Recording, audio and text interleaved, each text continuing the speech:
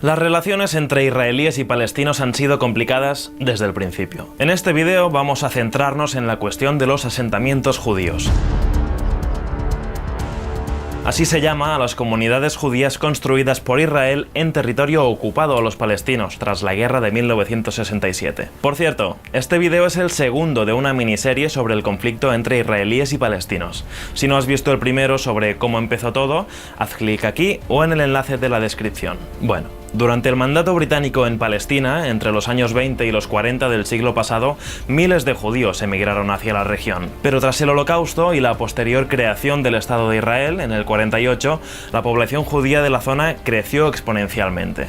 Hoy en día, los israelíes son unos 8,5 millones y la mayoría de ellos viven dentro de las fronteras del Estado de Israel. Pero más de medio millón viven en asentamientos situados en los territorios ocupados de Cisjordania y en Jerusalén Oriental. Estos asentamientos son como pueblos protegidos por vallas, muros y por las fuerzas de seguridad israelíes, y quienes viven en ellos son los llamados colonos.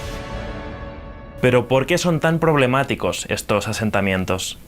Israel empezó a construirlos en el 67, en los territorios ocupados durante la Guerra de los 6 días. A lo largo de los años crecieron en número y en población, a costa de los habitantes palestinos, que acusan al Estado de Israel de demoler sus casas, expropiar sus tierras y restringir su libertad de movimiento. La comunidad internacional, incluyendo las Naciones Unidas y la Corte Internacional de Justicia, considera ilegales estos asentamientos. Y lo hace por un principio muy simple.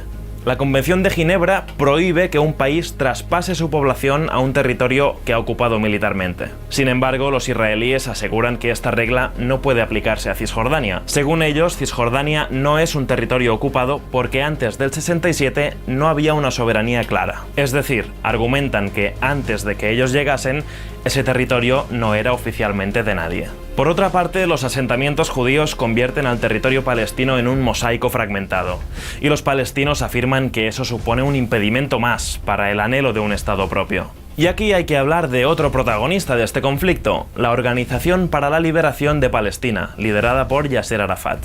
We are fighting because we want to live in peace, but we want to live in a just peace. La OLP era una coalición de movimientos políticos y paramilitares creada en el 64 con 3 objetivos principales: destruir Israel, favorecer el retorno de los refugiados palestinos y crear un Estado palestino. Durante años, la OLP lanzó operaciones militares contra Israel, primero desde Jordania y luego desde el Líbano, y estas desencadenaron en un conflicto en el sur de ese país en 1982. Pero los ataques palestinos incluyen también atentados contra objetivos israelíes en territorio europeo. Un ejemplo fue el secuestro y asesinato de 11 atletas israelíes durante los Juegos Olímpicos de Múnich del 72.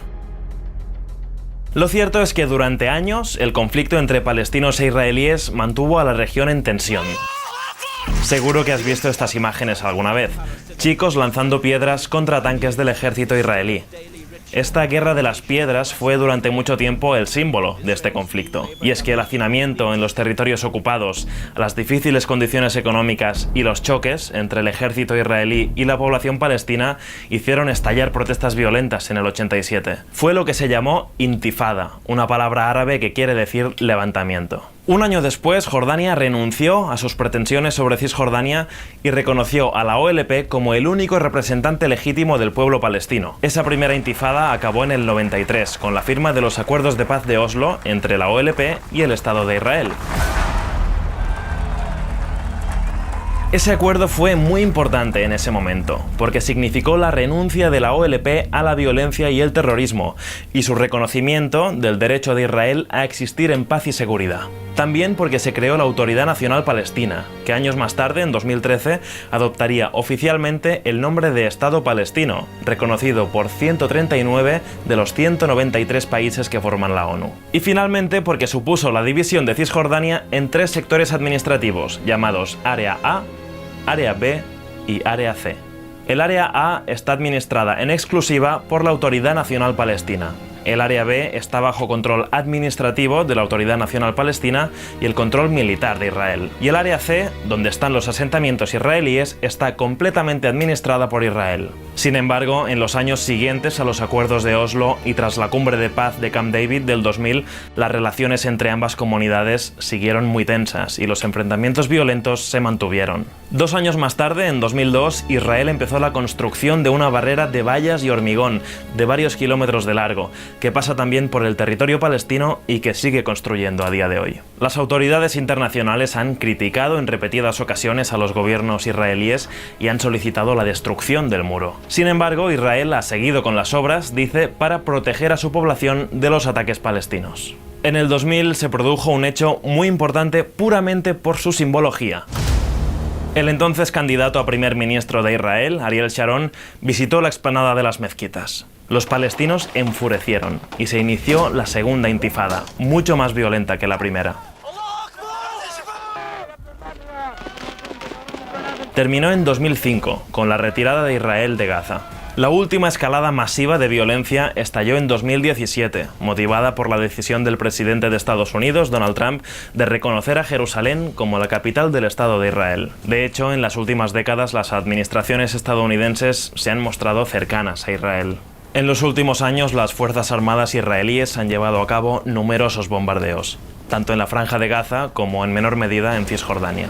Según Israel, estas acciones militares son respuestas a los ataques de los palestinos contra su población civil. A menudo, estos ataques son responsabilidad de grupos islámicos como Hamás, que nunca ha reconocido los acuerdos firmados entre otras facciones palestinas e Israel. Solo en los últimos 20 años han muerto más de 1.200 israelíes y más de 8.400 palestinos.